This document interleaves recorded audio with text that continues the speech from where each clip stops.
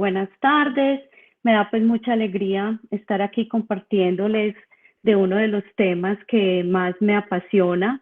Ya saben, soy exalumna de la enseñanza, médica de la Universidad Pontificia Bolivariana.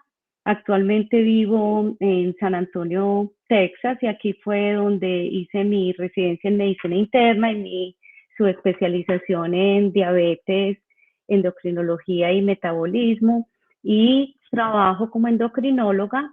La mayoría de la consulta que hago es la del paciente diabético. Próxima, por favor. Entonces, ¿de qué vamos a conversar hoy? Vamos a hablar de qué es la diabetes, cuáles son los tipos de diabetes que existen, cómo se hace el diagnóstico, cómo se trata esta enfermedad, cómo prevenirla.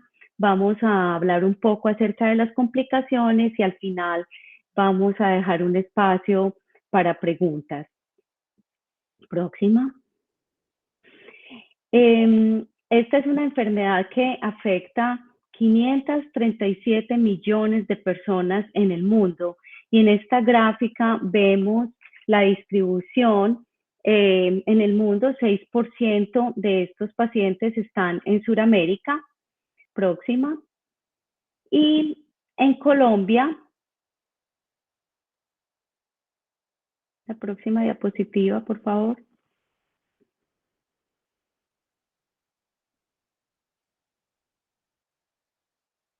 En Colombia hay 3.4 millones de personas con diabetes.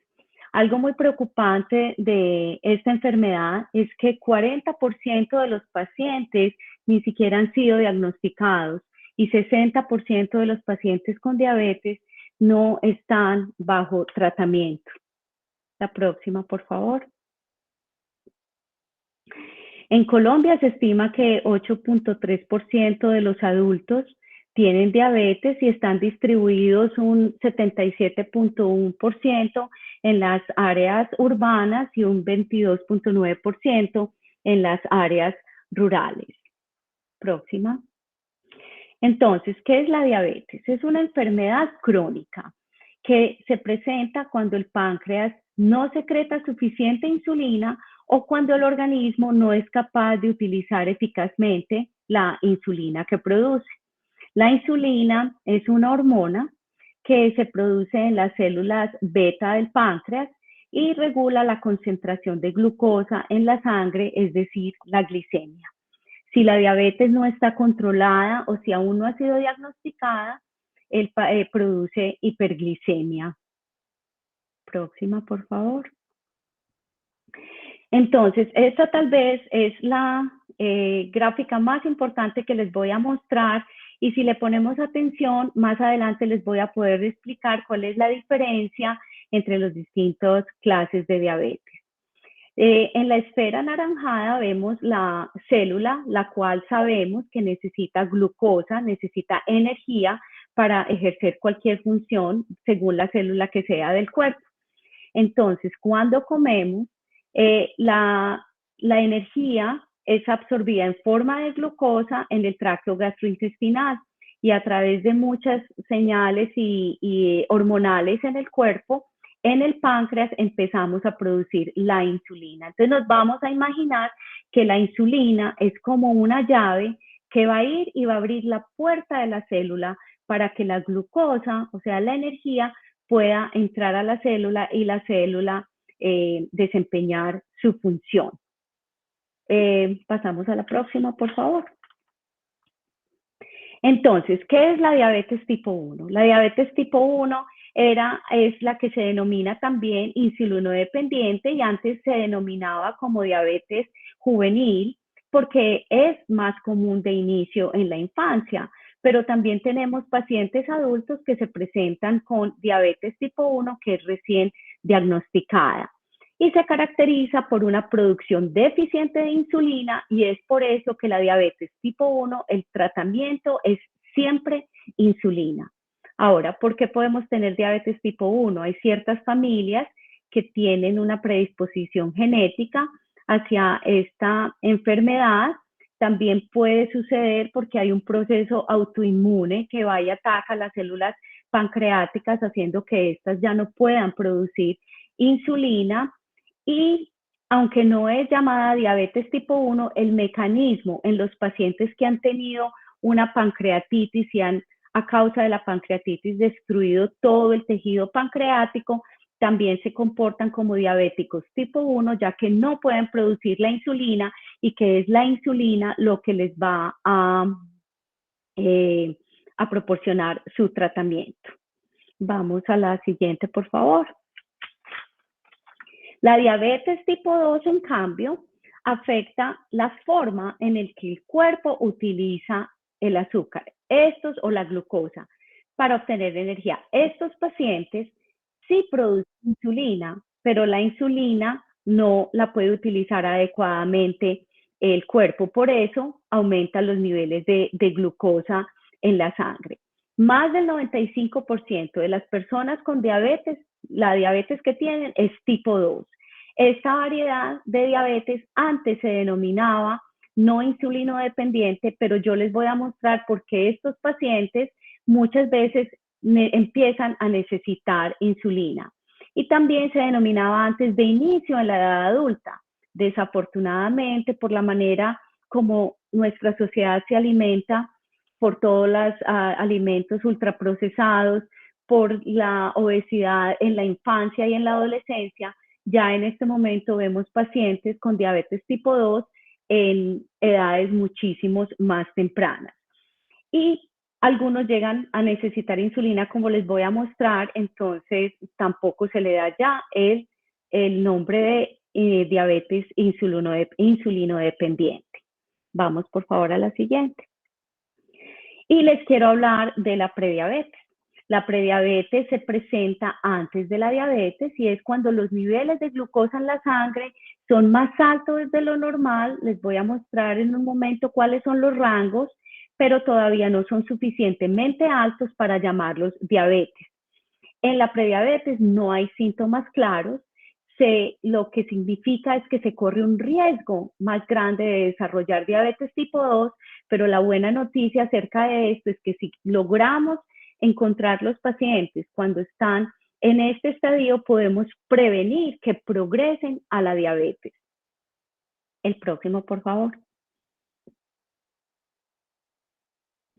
Entonces vamos a hablar cuáles son los factores de riesgos para la diabetes.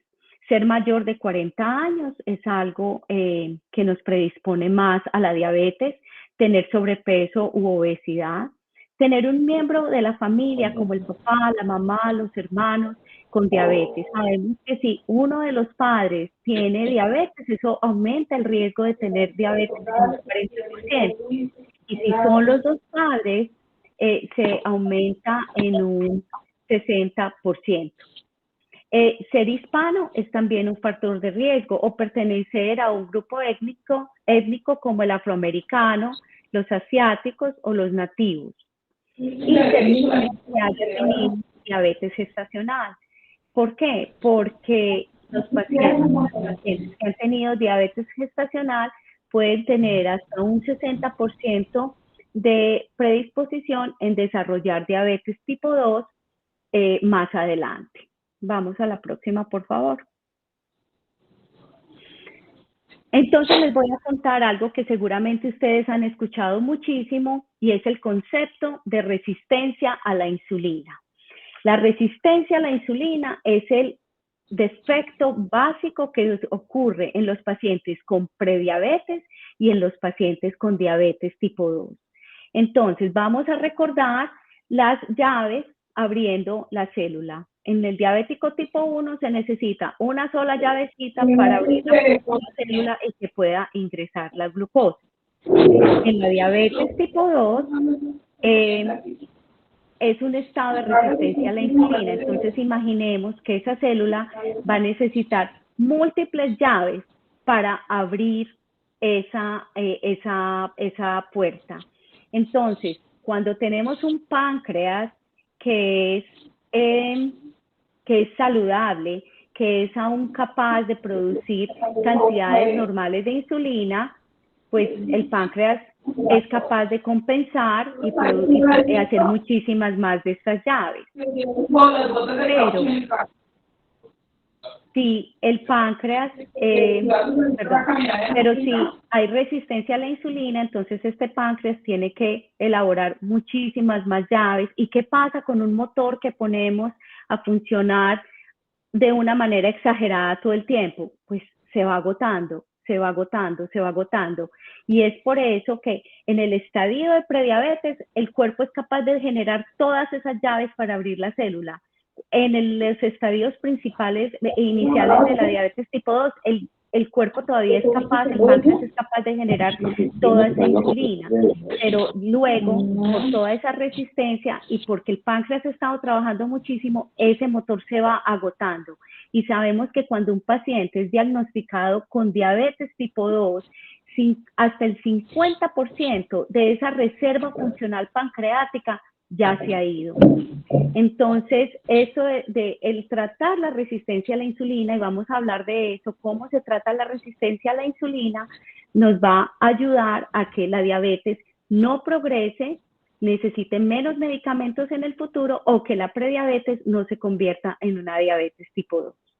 Bueno, vamos entonces ahora a hablar de cómo se diagnostica la enfermedad. La próxima, por favor. Gloria, qué pena interrumpirte un momento. La persona que tiene en estos momentos el micrófono encendido, lo invitamos a que lo apague un momentico para poder escuchar bien toda la información que nos está brindando la doctora Gloria. Le agradecemos.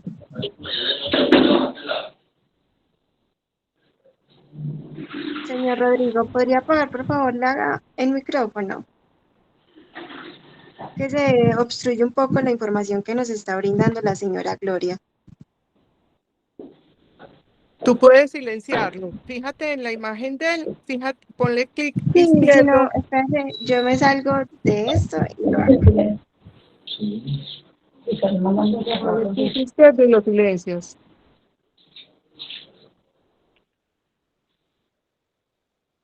De acuerdo, gracias. Gracias. Vamos a hablar entonces ahora del diagnóstico de la enfermedad. A la siguiente, por favor. Entonces, los síntomas nos pueden dar una clave, pero en muchas oportunidades no van a haber síntomas. ¿Cuáles son los síntomas? Los síntomas, la persona va a tener muchísima sed. Desafortunadamente, en muchos casos, los pacientes con diabetes no saben que la tienen, sienten mucha sed y empiezan a tomar más bebidas azucaradas, llegando a tener complicaciones agudas o a empeorar la enfermedad. Necesitan orinar más de lo habitual. Esto interrumpe sus actividades diarias y sobre todo el sueño. Estos pacientes se quejan de tener muchísima hambre y de estar somnolientos. Están somnolientos pues porque no pueden dormir bien a causa de que se tienen que levantar a orinar y están somnolientos por la fatiga que esta enfermedad causa. Sabemos que la diabetes produce un estado de inflamación constante en nuestro cuerpo y eso hace que nuestros órganos se sientan cansados y que el paciente sienta fatiga y somnolencia. Puede tener visión borrosa y cuando los niveles de azúcar están fluctuando mucho, la visión fluctúa de la misma manera. Y una clave por las que muchos pacientes son diagnosticados es porque tienen infecciones o lesiones en la piel que no se curan fácilmente o infecciones que no pueden tratarse de manera adecuada, no se resuelven con los tratamientos convencionales. La próxima, por favor. Ahora, la próxima, Filmina, gracias.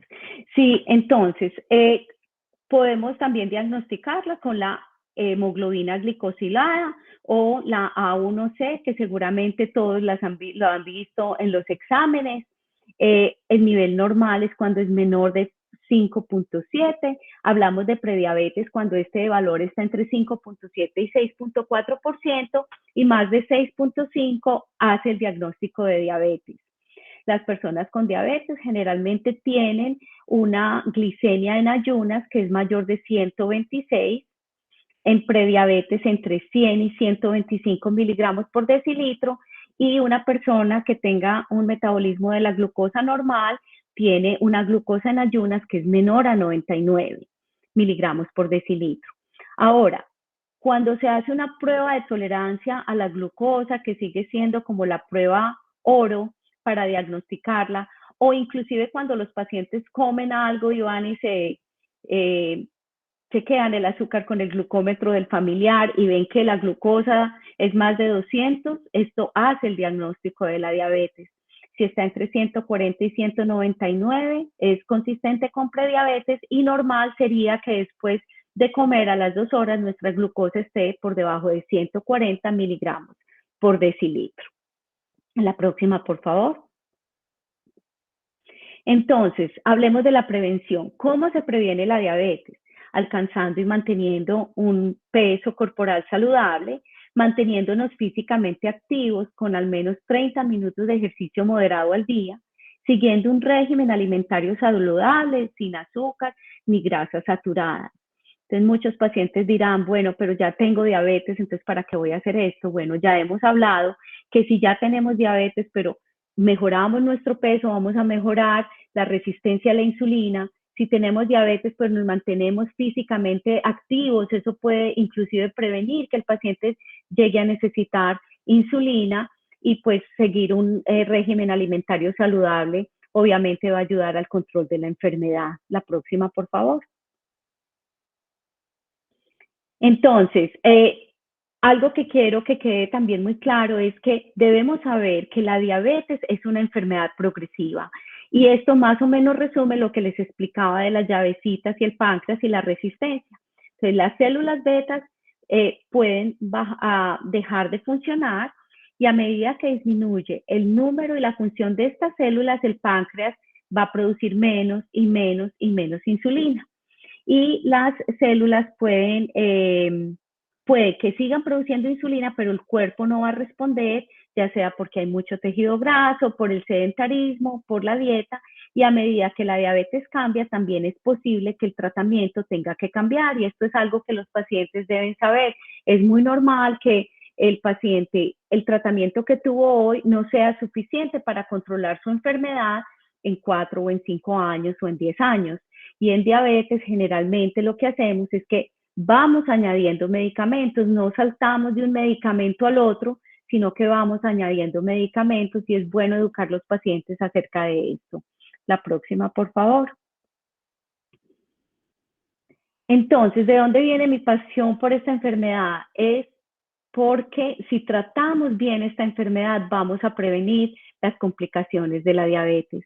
Al final, cuando tratamos la enfermedad, lo que vamos a estar evitando es discapacidad, porque la diabetes no es una enfermedad como el cáncer, como un cáncer terminal o como ciertas enfermedades que pueden ser mortales. No, esta enfermedad lo que nos va haciendo es que nos va dejando muchas veces discapacitados, pero esas complicaciones se pueden prevenir.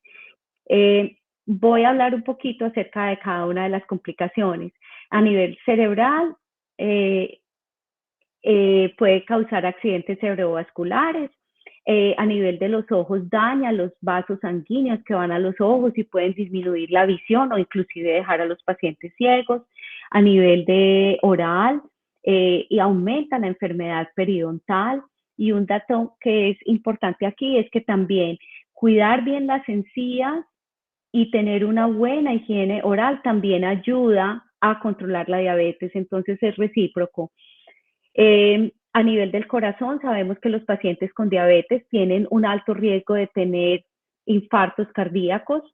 A nivel del hígado, produce hígado graso, eso no lo sabíamos hace 30 y 20 años, porque acuérdense que toda esa glucosa tiene que entrar a la célula. Entonces, ¿qué pasa con la glucosa que se queda circulando y que no entra a la célula? Se va y se acumula en el hígado y en muchos otros órganos de manera de grasa. Entonces, ahí es cuando ocurre el hígado graso. Puede dañar los riñones, llegando a producir inclusive la necesidad de diálisis. A nivel de los nervios, de las manos y los pies, puede producir lo que se llama la neuropatía. Los síntomas generalmente comienzan con adormecimiento, entumecimiento, dolor en los pies. A veces es difícil de tratar. hay mucha inflamación, la glucosa produce mucha inflamación a nivel de esos nervios y mejorar los niveles de glucosa mejora la inflamación, mejora los síntomas de neuropatía. Y a nivel de la circulación de las piernas también puede afectar los vasos sanguíneos. Entonces hablemos ahora del tratamiento. La siguiente, por favor. Lo más importante para el paciente con diabetes es tener hábitos saludables. La siguiente, por favor. Entonces, primero hablemos de la alimentación. Nuestras comidas son parte de nuestra historia, son parte de nuestra cultura, nuestros sabores hacen parte de nuestra identidad. Pero pequeños cambios contribuyen al control de la enfermedad. A veces no necesitamos no volver a probar las cosas que de pronto nos pueden aumentar la glucosa, pero sí podemos de pronto ajustar la cantidad, podemos ajustar la frecuencia y esto va a contribuir favorablemente a los niveles de glucosa. Así que en diabetes no hablamos de dietas, en diabetes hablamos es de hábitos alimenticios saludables y de una alimentación balanceada. Sí, la siguiente, por favor. Este es un visual que a mí me encanta darle a los pacientes porque si mantenemos esto del plato saludable en mente, donde vayamos en la casa, a un restaurante, podemos hacer buenas decisiones. Entonces, ¿cuál es la instrucción? La instrucción es que primero que todo nos vamos a concentrar en que la mitad de nuestro plato sean vegetales, que sea una ensalada llena de colores, que haya colorido en nuestro plato, pero que no vamos a volver esa ensalada a algo que no es saludable, poniéndole aderezos, poniéndole una cantidad de frutos secos, poniéndole, cuando digo frutos secos no me refiero a las almendras, me refiero más como a las pasas, a todas estas frutas que se han deshidratado, ellas tienen muchísimo azúcar. O los crutones, entonces a veces no, me como una ensalada, pero si la ensalada está llena de todas estas cosas que tienen un montón de azúcar, pues no va a ser saludable. Número 2, que siempre haya proteína en nuestro plato, que siempre haya un huevo al desayuno o queso, que siempre a la hora del almuerzo o de la cena tengamos ya sea pollo, pescado, carne, y concentrarnos en que esas proteínas no estén llenas de grasas, que sean cortes, pulpos sin muchísima grasa, y dejamos solamente un cuarto de plato para los carbohidratos. Pero entonces, ¿cómo vamos a escoger esos carbohidratos? Los vamos a escoger que no sean procesados, que sean los granos enteros, que es mejor comernos los frijoles que unas pastas, que es mejor comernos unas lentejas, unos garbanzos, que de pronto, bueno, todos estos panes y todo lo que es procesado. Yo le digo mucho a mis pacientes que la mayoría de las cosas que comemos las compremos en la periferia del supermercado, no en los pasillos. Y que esta alimentación sana comienza desde el momento en que vamos al supermercado, que no debemos ir al supermercado cuando estamos con muchísima hambre, sino de pronto después de haber comido para antojarnos de menos cosas. Que todavía cuando llegamos a pagar a la caja podemos mirar ese carrito y decir, ¿qué de aquí de pronto no debo llevar? No decirnos como mentiras de que voy a llevar esto a la casa porque solamente es para cuando vengan mis nietos y luego nos comemos las galletas todas. Entonces, muy importante mantener que estos carbohidratos van a ser más de los granos. Y número 4, que lo que tomemos no esté lleno de azúcares. Definitivamente todas las bebidas gaseosas, jugos llenos de azúcar no son algo saludable para el paciente con diabetes. El agua es el mejor amigo para el paciente con diabetes. Vamos a la próxima, por favor. Entonces, ¿cuáles son estrategias para el éxito? Entonces, incluir a los compañeros de trabajo, ellos también se benefician. Le digo yo mucho a mis pacientes, vamos a buscarnos a alguien en el trabajo que vaya a querer llevar contigo estos hábitos alimenticios. Sabemos que cuando estamos alrededor de gente que come saludable, tendemos a comer más saludable. Poner metas para introducir poco a poco los cambios. Es muy difícil cambiarle la dieta a un paciente de un día para otro, pero si a cada mes de pronto decimos, bueno, al desayuno lo voy a hacer más balanceado, ya para el almuerzo no voy a llevar esto, sino esto, poco a poco esos cambios se van convirtiendo en hábitos. Apoyar a nuestros pacientes de que si nos salimos de la rutina, volvemos a empezar. No quiere decir que ya me salí de mi rutina, de mis hábitos alimenticios sanos y que ya entonces no lo voy a hacer. No, siempre podemos volver a empezar. Llevar la comida al sitio de trabajo o al estudio. Ir al mercado, bueno, esa ya la dije, ir al mercado después de haber comido, no con hambre. Leer las etiquetas, concentrarnos en las etiquetas, cuál es el tamaño de la porción y los carbohidratos totales. Limpiar nuestra despensa, eso es algo bueno, como ir de verdad con ojos críticos y decir qué de lo que hay aquí no debo tener acá. Hacer una lista de cuáles son los saboteadores, entonces saber qué es lo que a mí siempre me hace dañar estos buenos hábitos. ¿Será cuando compro ciertos panes? ¿Será cada que paso por cierta panadería y no me aguanto? Entonces de pronto cambiar la ruta a la casa. Y algo que es atención plena y conciencia plena cuando comemos. El no comer al frente de un televisor, el no comer mirando el teléfono, sino el estar muy conscientes de que ese es un momento en donde nos estamos cuidando a nosotros mismos y que requiere toda la atención, eso va a ayudar a la saciedad. Y lo pongo aquí en rojo, planear, planear, planear. Estos hábitos van a tener éxito si realmente los planeamos. Es muy difícil llegar a la hora del almuerzo, ya cuando uno tiene un montón, cuando está uno súper hambriento, pensando qué voy a comer.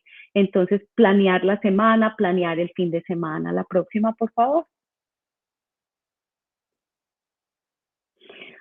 Aumentar la actividad física. La próxima, por favor. Esto es extremadamente importante y no necesitan los pacientes ir, la próxima diapositiva, por favor. No necesitamos inscribirnos a un gimnasio. Pequeños cambios pueden ayudarnos tremendamente. Vanessa, ¿me cambias la diapositiva, por favor? Todo cuenta. Toda actividad física cuenta.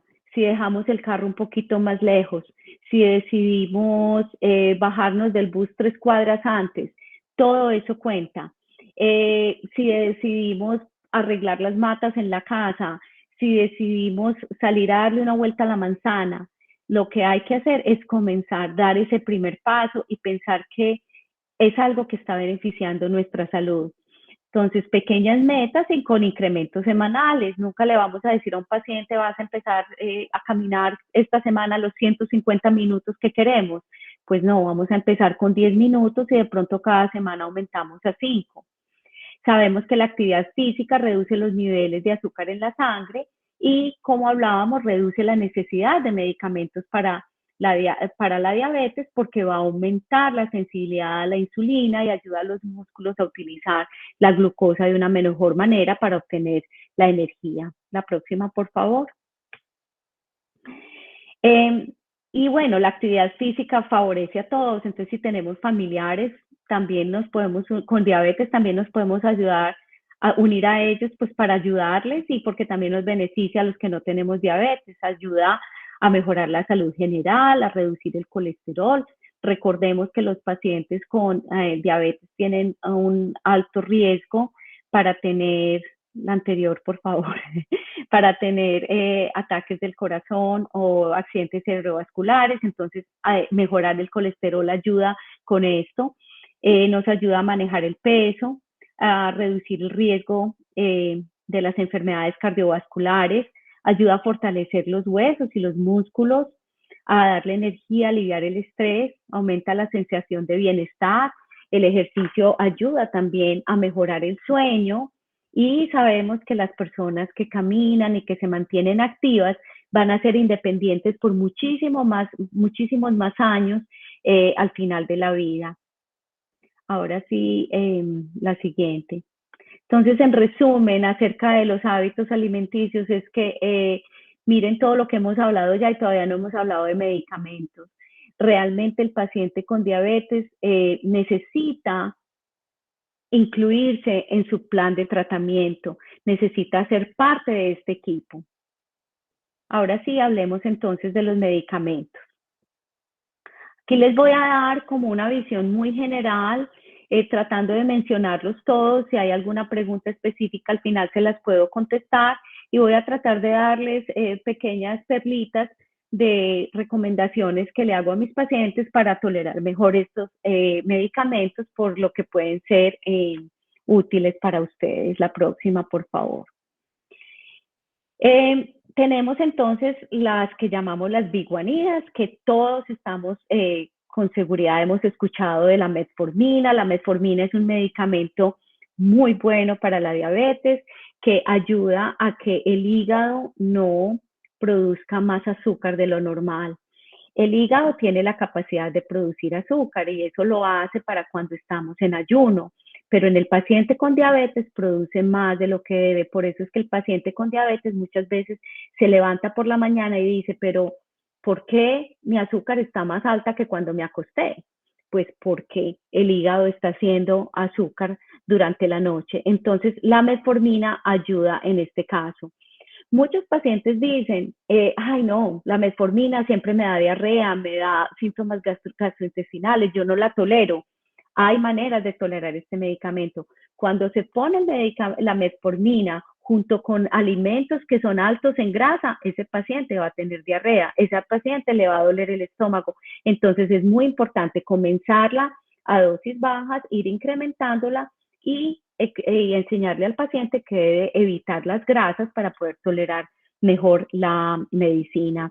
En el segundo grupo, que son las tiazolidinedionas, tenemos la pioglitazona, que comercialmente se llama Actos. Este medicamento ayuda a que el hígado, los músculos utilicen mejor la insulina y disminuyen.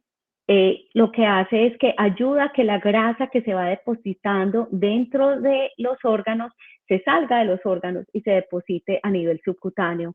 El tejido adiposo, la grasa, tiene propiedades hormonales, no es simplemente un tejido que guarda grasa, es un tejido que es metabólicamente activo y tiene mejor acción metabólica cuando está fuera de los órganos que cuando está dentro de los órganos. Por eso es que estos medicamentos ayudan tanto.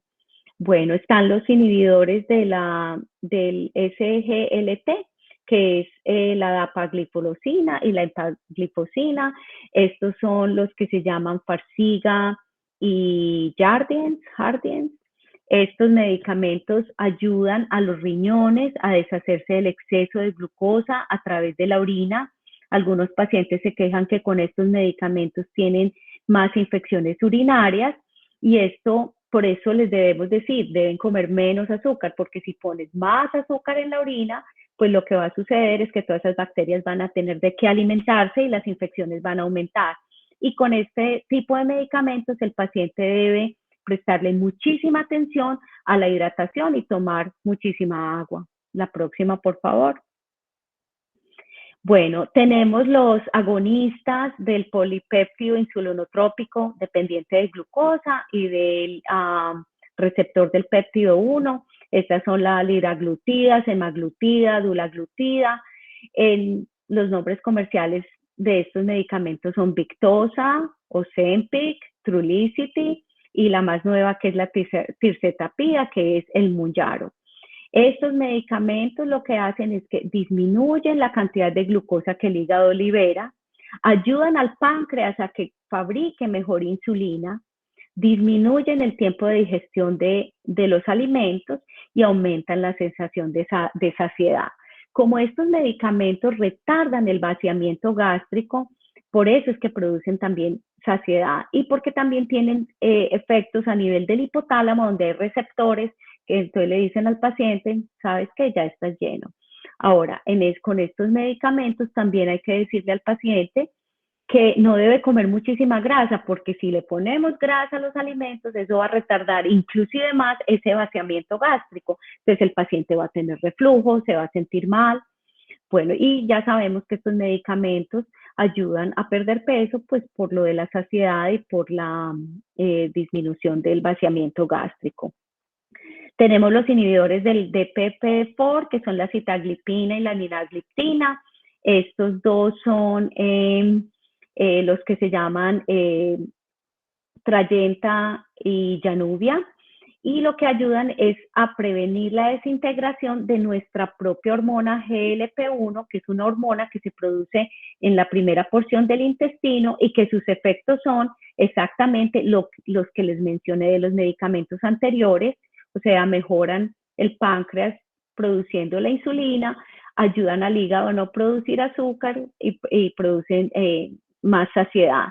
No son tan fuertes, tan efectivos como utilizar los agonistas directamente.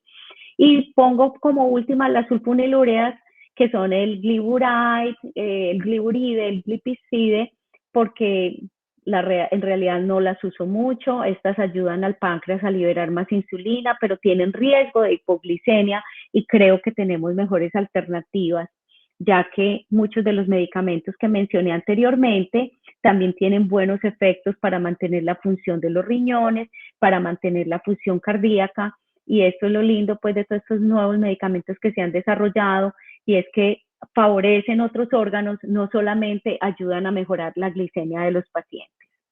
Bueno, la próxima, por favor. Y la insulina. Bueno, entonces, de la insulina, la próxima, por favor.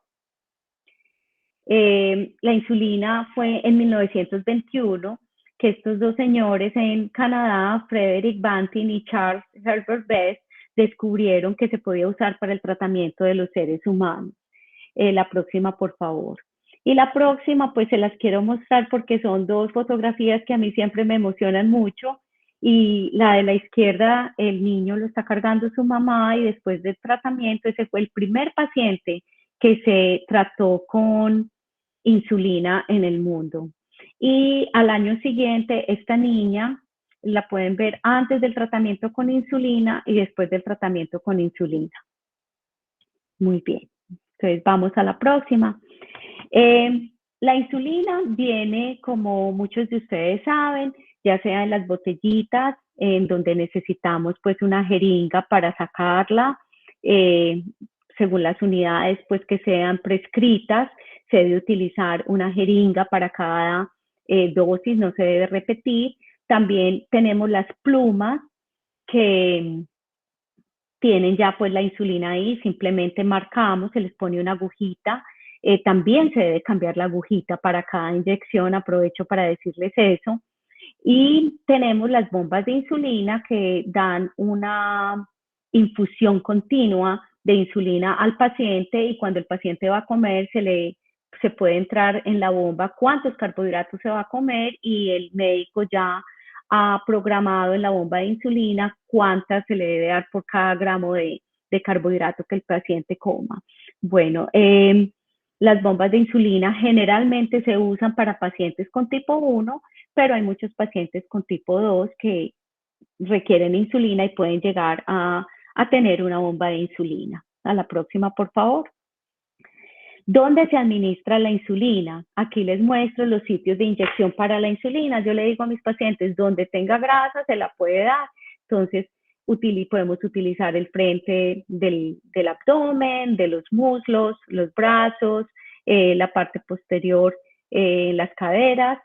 Pero lo que sí es muy importante es recordarle al paciente que debe rotar el sitio, porque la inyección de insulina va produciendo fibrosis del tejido subcutáneo. Y si no rotamos, esa fibrosis hace que luego cuando nos inyectemos la insulina no se absorba. Entonces, siempre una aguja nueva y rotar el sitio para prevenir fibrosis del tejido subcutáneo. La próxima, por favor. Y aquí tengo pues como la lista de las diferentes insulinas. Yo les voy a decir en general que generalmente usamos una insulina de larga duración una vez al día.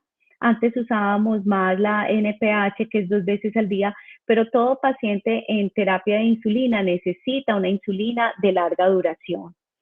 Y utilizamos las insulinas de acción corta para cuando el paciente va a comer.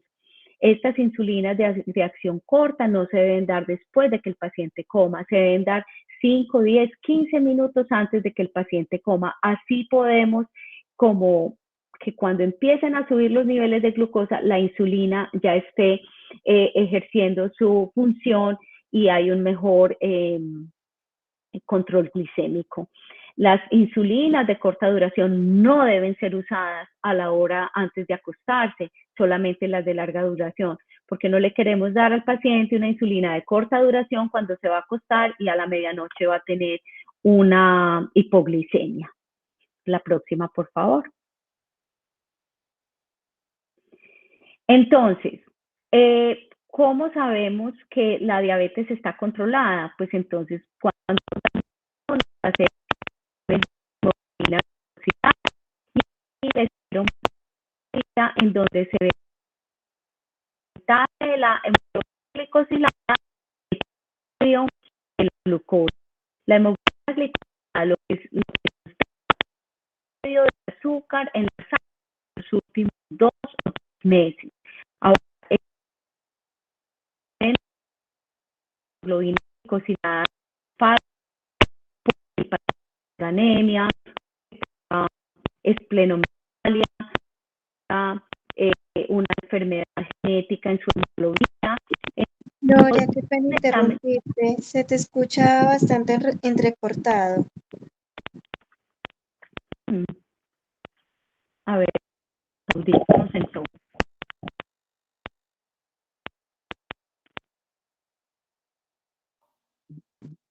No, no se te escucha.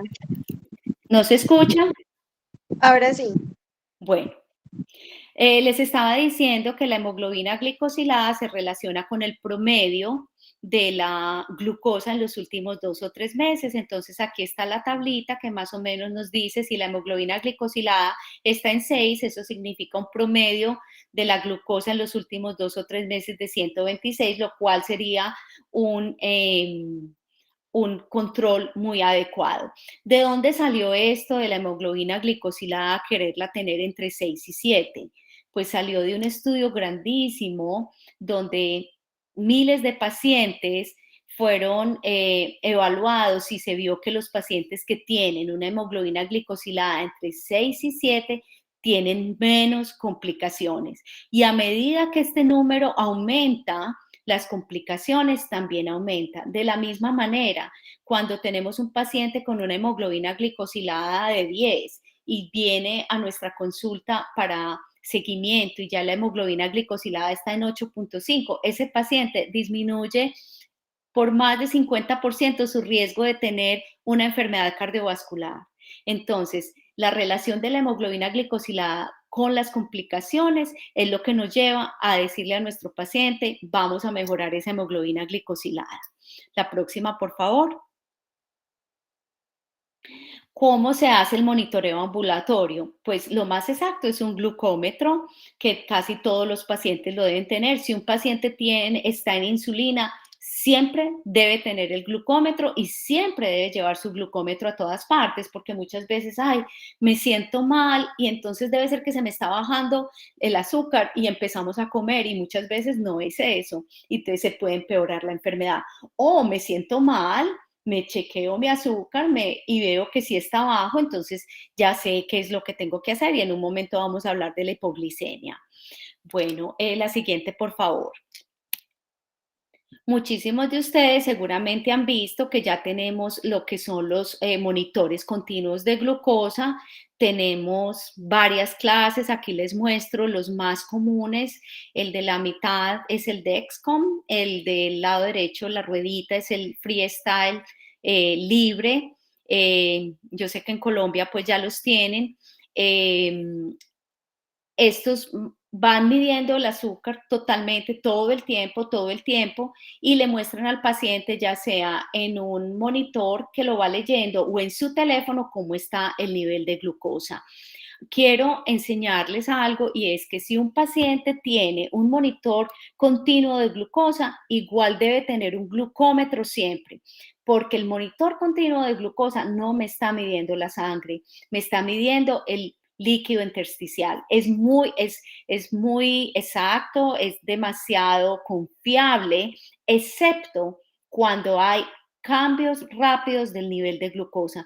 Entonces, cuando un paciente está sintiendo síntomas de hipoglicemia, no se debe basar nunca en el monitor continuo de glucosa, sino que siempre se debe hacer la prueba con el glucómetro en la sangre. Y de igual manera, cuando se está tratando la hipoglicemia, debe seguirse porque hay un retraso en cuando el monitor continuo de glucosa lo lee, y el retraso puede ser hasta de 20 minutos. Entonces, un paciente tiene un azúcar bajo, empieza a tomar jugo, a los 10 minutos mira su monitor continuo de glucosa y ve que todavía está bajo y sigue tomando, cuando ya en realidad va en 200. Entonces, cuando para el momento en que ya el monitor le está mostrando su valor verdadero, ya lleva el azúcar en 300 o 400. Entonces, siempre en pacientes con insulina, con hipoglicemia, siempre utilizar un glucómetro. Pero estos monitores continuos de glucosa son maravillosos para los pacientes. Imagínense para los papás de los niños,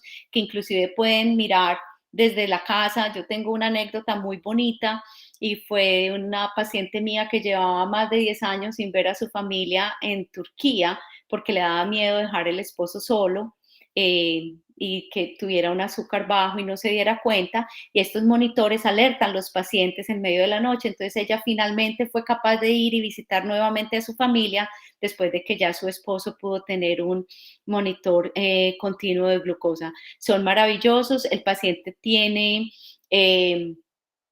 va pudiendo ver qué porcentaje del tiempo ha estado en un rango normal, e inclusive el lenguaje que utilizamos en el mundo de la diabetes es que cuál es el tiempo que está en rango normal. Debe ser más del 70%, y el rango normal en estos aparaticos es entre 70 y 180. Pues la próxima, por favor. Entonces, ¿cuáles son los objetivos de la glucosa en la sangre? Para la mayoría de los adultos con diabetes, no para las mujeres embarazadas, la Asociación Americana de Diabetes recomienda que debe estar en ayunas entre 80 y 130 miligramos por decilitro. Para los pacientes más jóvenes, entre 70 y 110 antes de las comidas, y debe estar por debajo de 180 1 a 2 horas después de comenzar a comer. La próxima, por favor. Entonces, ¿cuáles son los síntomas de hipoglicemia? Temblores, sudoración, mareos, confusión, hambre, debilidad o cansancio, dolores de cabeza, nerviosismo o irritabilidad. Entonces, aunque estos son los síntomas, recordemos siempre verificar que sí sea un episodio realmente de hipoglicemia. La próxima, por favor. Y en la hipoglicemia hablamos de la regla 15-15. ¿Cuál es la regla 15-15? La próxima, por favor. La regla 15-15 es que cuando hay hipoglicemia vamos a comer 15 gramos de carbohidratos. ¿Qué son 15 gramos de carbohidratos? Media taza de un jugo de alguna fruta, o media taza de algún refresco de gaseosa, que no sea de dieta obviamente, o unas 2 o 3 tabletas de glucosa, o una cucharada de azúcar o de miel, o un par de dulces. Yo generalmente le recomiendo a mis pacientes el medio vaso de jugo porque es de absorción muy rápida, y eso es el primer 15 de la regla 15-15. Y la próxima, por favor. Y la siguiente es que chequeamos el azúcar a los 15 minutos. Esto es supremamente importante. Vanessa, la próxima, por favor. Porque no queremos que el paciente se toma medio vaso de jugo, no, ya estoy bien y salgo a manejar. No, a los 15 minutos debe revisar otra vez su nivel de glucosa. Si está por debajo de 70, volvemos a tomar otra porción y vamos repitiendo esto hasta que la glicemia ya esté por encima de 70. Especialmente pues en pacientes que van a salir de su casa, que van a manejar. Bueno, todo esto es demasiado importante, la hipoglicemia y la prevención y el manejo de ella. La próxima, por favor. No puedo hablar de diabetes sin hablar de la salud de los ojos, por lo que les dije que afectaba a los ojos. Muy importante que los pacientes con diabetes tengan una vez al año un examen hecho por un oftalmólogo o por un optómetra en el cual se dilaten las pupilas para ver si hay algún daño de algún vaso sanguíneo en los ojos. Desafortunadamente, no podemos esperar por los síntomas, por eso muy importante una vez al año ir. La próxima, por favor. Les contaba de la neuropatía, y la neuropatía a veces hace que no haya buena sensibilidad, principalmente en los pies. Y debido a eso, pues pueden haber muchas complicaciones de los pies. Es la principal causa de úlceras en los pies y posteriormente amputaciones. De tal manera que es muy importante que el paciente con diabetes se revise todos los días los pies. Muchos pacientes que no se pueden agachar, se les aconseja que pongan un espejo en el piso para que puedan ver las plantas, mirar siempre el calzado todos los días. Recordemos que si no están sintiendo bien, deben verificar que no haya una piedrita dentro del zapato, que no haya un escorpión dentro del zapato. Siempre verificar calzado y pies. Y el médico, por supuesto, debe revisar al menos una vez al año o más frecuente si es necesario los pies del paciente y mirar con el monofilamento. Algunos de ustedes lo deben haber visto, cómo está la sensibilidad. Cualquier lesión de los pies debe ser atendida por un profesional de la salud, y siempre recordarle a los pacientes que tengan mucho cuidado con los pedicures, de que no vayan a tener cortadas, de que no se pongan el agua muy caliente, porque muchos pacientes con diabetes no alcanzan a sentir la temperatura del agua y pueden ampollarse y después tener úlceras que son muy difíciles de tratar, que pueden también terminar en osteomelitis. La próxima, por favor. Igual no podemos hablar de la diabetes sin pensar en el corazón. Por lo que ya mencioné, puede tener el doble de probabilidades de desarrollar enfermedad cardiovascular, pero este riesgo se disminuye si se controla la diabetes. Todo paciente que yo veo con diabetes, siempre me fijo cómo está controlada su presión arterial y su colesterol, porque son los otros dos jugadores en la salud del corazón del paciente. Entonces, mantener una dieta saludable que también limite el consumo de sodio y de azúcar, que se centre más en vegetales, frutas, cereales integrales, proteínas magras, productos lácteos bajos en grasa. Dejar de fumar. Si hay una intervención que mejora cantidad la salud cardíaca, es dejar de fumar. El cigarrillo es un enemigo fatal para la enfermedad cardíaca y la enfermedad vascular periférica. Aumentar la actividad física obviamente va a mejorar nuestro estado cardíaco, y obviamente adherirse a los medicamentos. La próxima, por favor. La diabetes también afecta los riñones. Los adultos con diabetes tienen un alto riesgo de desarrollar enfermedad renal, y esta corre en ciertas familias. Hay familias con más predisposición a enfermedad renal. Este riesgo se puede disminuir controlando la diabetes, la presión arterial y la obesidad. Esos tres contribuyen grandemente a la salud renal. Algunos de los medicamentos que usamos, como mencioné antes, ayudan a mantener la función renal, y obviamente mantener una buena hidratación es muy importante en la salud del riñón. Y la próxima, por favor. Y no podemos pues olvidar el apoyo al ser humano y la conexión. El paciente con diabetes se siente frecuentemente agobiado por la enfermedad. Es una enfermedad que invade todos los espacios del paciente. Es una enfermedad que siempre el paciente tiene que pensarla al desayuno, almuerzo, comida, en cada actividad, en cada invitación. Entonces no olvidemos pues esa persona que está detrás, y que a veces se siente todo el tiempo observado, regañado. Tengamos como en cuenta que de pronto la aproximación puede ser distinta, que si vamos a tener una reunión donde vayan a haber personas con diabetes, tengamos una buena opción para que también se sientan incluidos en nuestras celebraciones, que siempre incluyen comida, ayudarles que si planeamos también pueden viajar, también pueden hacer parte de las celebraciones, también pueden hacer parte de lo que hacemos el resto todos los días. Y obviamente con ayudarles a entender la enfermedad y a saber que pueden ser una parte activa Yo le digo a mis pacientes que cuando les diagnostican diabetes es como si les hubieran regalado un caballito que nadie les preguntó si lo querían o no lo querían, pero que igual lo tienen que montar todos los días. Y que hay dos maneras de montarlo. Y una es que uno se le cuelga del cuello al caballo y deja que lo arrastre por todas partes y lo deja a uno lleno de morados y raspones, o nos montamos en el caballo y le ponemos la silla y cogemos las riendas, siendo la silla, las riendas, la alimentación, los medicamentos, estar atentos a cuáles son nuestros niveles de glucosa, y así somos nosotros los que llevamos ese caballito. Bueno, esto es todo lo que tenía para compartirles. Si hay alguna pregunta, muy feliz estaré pues de contestar.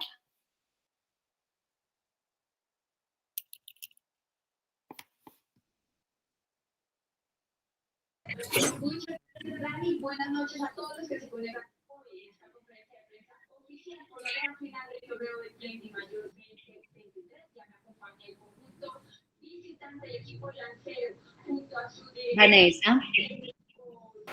Bueno, estamos ya en el espacio de preguntas. Antes de dar por finalizada la conferencia, aprovechen este espacio para preguntar todas las dudas que tengan con respecto al tema a la doctora. Tenemos a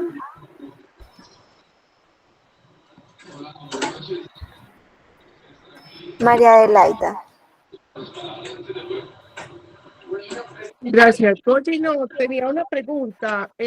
Hoy en día se escucha que a muchas personas les están haciendo dieta a raíz de darles como algunos de los medicamentos que tú nombraste para que la ansiedad se les baje. Eso afecta a las personas que no necesariamente lo necesitan, sino que lo están usando para otra cosa, ¿o eso no es dañino? Pues estás hablando como del Saxenda y del Ozempic y cómo Sí. las personas lo están usando para perder peso. Bueno, entonces cuando empezamos nosotros a usar estos medicamentos hace ya 20 años, empezamos a notar que estos pacientes estaban perdiendo muchísimo peso. Entonces se hicieron las investigaciones para saber si podía haber una indicación para la obesidad. Y estos medicamentos sí tienen indicación para la obesidad, pero se han sacado bajo un nombre diferente, pero son en muchas ocasiones la misma molécula. Por ejemplo, utilizamos la Victoza para diabetes, pero es la misma molécula que se llama Saxenda para la obesidad. Se utiliza el Ozempic para la diabetes y para la obesidad está aprobado como Wegovy. Entonces, claro que sí, es un tratamiento para la obesidad. Y obviamente, si tratamos la obesidad, vamos a prevenir muchísimas otras enfermedades, pero esto debe ser usado bajo supervisión médica. Esto debe ser usado bajo supervisión nutricional, porque no es que me voy a inyectar esto y entonces ya no comí nada. No, es de pronto que mientras tenemos el tratamiento, pues entonces aprendemos cuáles van a ser los hábitos que van a ser que vamos a tener el resto de la vida, ¿cierto? No es simplemente como algo que se arregla así y ya. Entonces deben ser usados bajo supervisión médica. Gracias. Con mucho gusto. Bueno, tenemos a Claudia Patricia. Aló, buenas noches. Yo soy diabética tipo 1 y más o menos sigo el estilo de vida, el comportamiento de control de la enfermedad que han mencionado, a pesar de las dificultades y de todos los desafíos que implica día a día, porque yo sostengo que la glucosa, palabras más, palabras menos, casi que decide qué hace, ¿no? Pero uno trata de llevarle, de estar como muy atento a esas decisiones. Siempre hay algo que me llama la atención. Yo hago bastante ejercicio todos los días, que además no solamente por la diabetes, sino que siempre lo he hecho. Pero me sucede con bastante frecuencia que cuando hago la medición de la glucosa a primera hora de la mañana, hago ejercicio en la mañana, por ejemplo, estoy con un resultado de 100 de glicemia y cuando regreso una hora después de hacer ejercicio tengo 250, 270, 200. ¿A qué obedece eso? A pesar de que yo no he ingerido ningún alimento y no habría algo en la ingesta que sea lo que justifique el incremento en la medición, en el resultado de la glicemia. Pueden haber muchísimas causas para eso y cada paciente es diferente. Generalmente, bueno, lo primero que hay que mirar es que no esté pasando una hipoglicemia durante el ejercicio y entonces esté teniendo después una hiperglicemia reactiva, porque nuestro cuerpo tiene muchas maneras de defenderse contra la hipoglicemia también. Pero generalmente eso también le sucede a pacientes que hacen no solamente ejercicio aeróbico, sino también ejercicio anaeróbico. Me imagino que haces algo de resistencia, de pesas o algo así. Hago bastante, fundamentalmente, no hago tanto aeróbico, hago menos, solamente cuando nado, pero en realidad los aeróbicos no son mi debilidad, más bien hago más ejercicios de fuerza. Lo que hay que hacer, debes hablar con tu médico porque tal vez tú necesitas ingerir algo y ponerte algo de insulina también antes del ejercicio. Ok, sí. Muchísimas gracias, me parece muy acertado. Muy bien.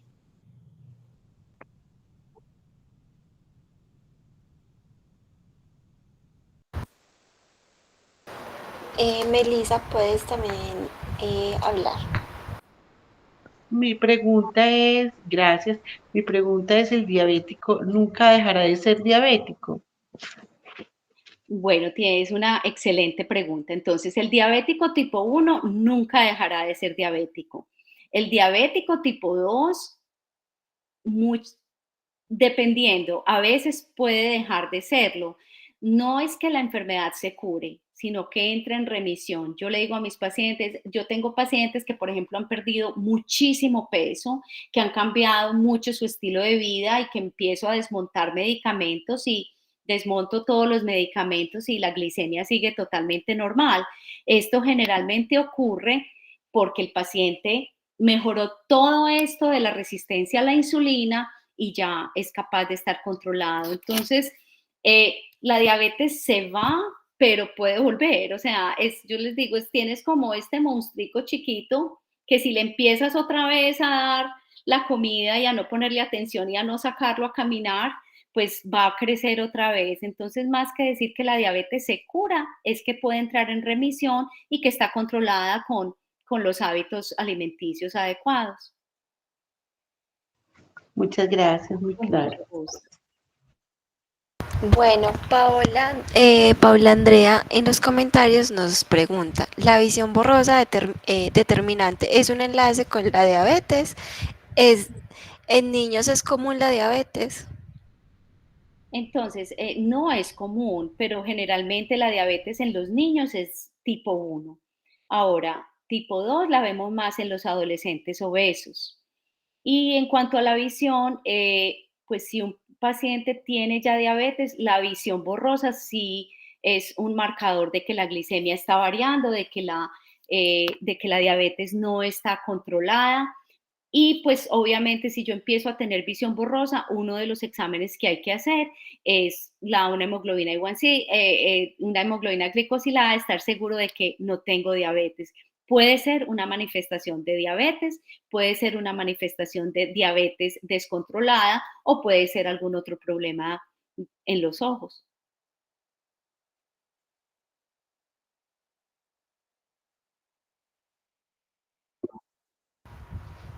María Teresa Garzón ha levantado la mano.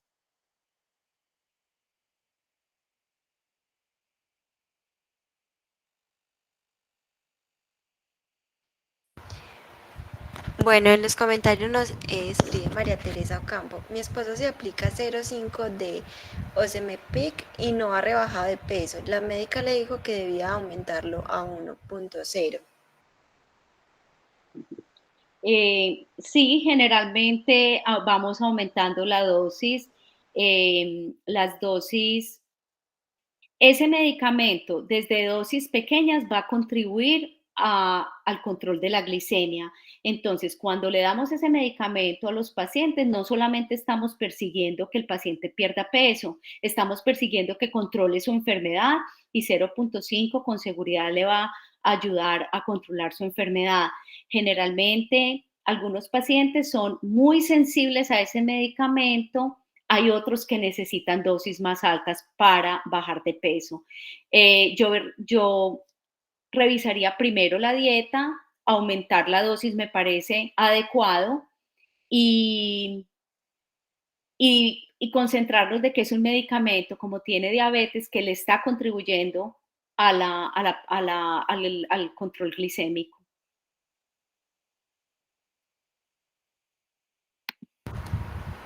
¿Alguien más tiene alguna pregunta, apreciación?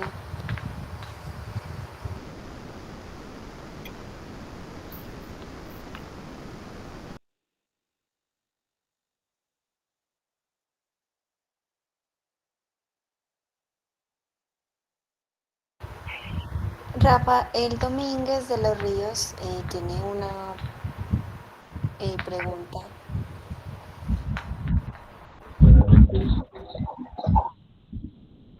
Buenas noches, ¿me escuchas? Sí. Hay una cosa que me parece muy importante y es de pronto aclarar hasta qué hora un paciente diabético puede tener su última comida y en qué costaría esa comida o ese plan nutricional, porque pues muchas veces que después de las 8 de la noche el paciente diabético no debe comer nada o solamente algo muy ligero. Me gustaría un poquito más de claridad sobre eso, prima. Yo creo que esta recomendación se acomoda no solamente al paciente diabético, sino a todos nosotros. Y es que mientras más temprano comamos antes de irnos a dormir, vamos a poder manejar esas cargas de glucosa muchísimo mejor. Comer tarde no es bueno ni para el diabético ni para el no diabético. Entonces, yo creo que después de cenar lo más temprano posible, es recomendable no seguir merendando y comiendo cositas. Pero creo que esto se aplica a todos.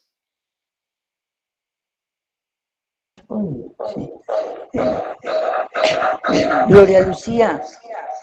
Madre María Cristina, hola.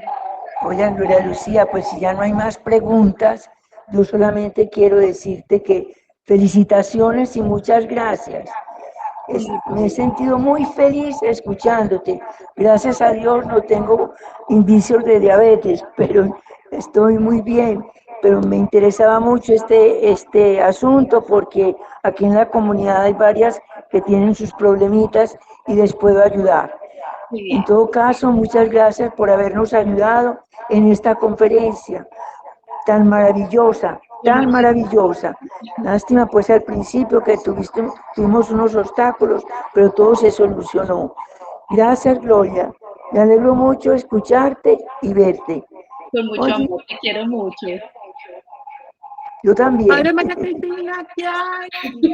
¿Qué hay, María Adelaida? ¿Cómo estás? Todas te adoramos. Allá haciendo una estrella bien bonita.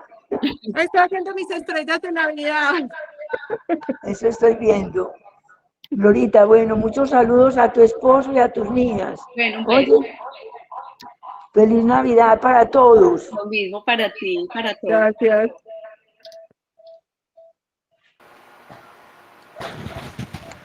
Bueno, en los comentarios, María Teresa Ocampo nos dice, si hay una insuficiencia renal crónica, ¿hay alguna medicación o solo con dieta de alimentación? Obviamente, insuficiencia renal crónica en el paciente diabético, controlar la glicemia, pero estos medicamentos como la Farxiga y el Jardiance contribuyen a mantener la función renal y a mejorarla. Ya, tranquila. Voy a volver a repetir porque creo que había un poquito de interferencia. La pregunta fue si los pacientes con insuficiencia, diabéticos con insuficiencia renal se benefician de algún medicamento. Como dije antes, el control de la presión arterial, 1A. Y hay medicamentos en este momento para la diabetes como la Farxiga y el Jardiance, que también han demostrado que mejoran la función renal.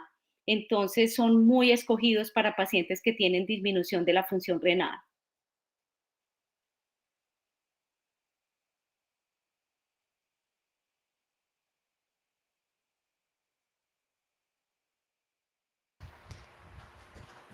Gracias, Gloria. ¿Alguien más tiene alguna pregunta que realizar? En los comentarios, Claudia Ruiz nos dice, muchas gracias a la doctora. De verdad que usted es de verdad que muy interesante el tema. Dios la bendiga por este valioso espacio. Gracias.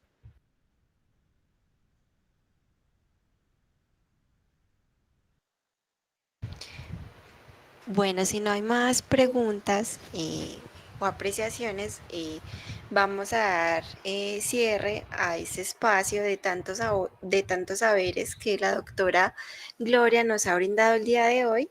Le queremos agradecer desde la asociación por este espacio, por fortalecer, por aclarar, por ser tan clara la información. Y yo sé que muchos se van aquí con muchas preguntas que se lograron resolver a medida que dabas esta información. Entonces te queremos dar la gracia por brindarnos ese espacio y esperamos poder seguir contando contigo en otros espacios.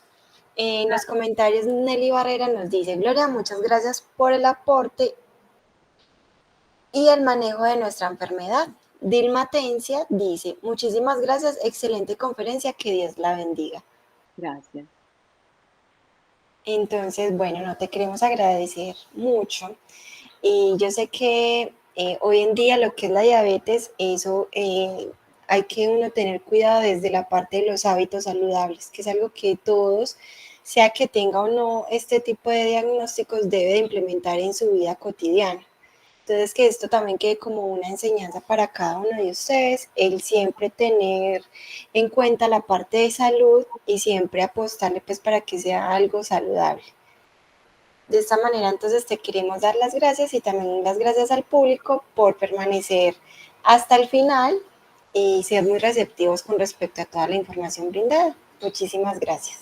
Con mucho gusto y que tengan todos una feliz noche.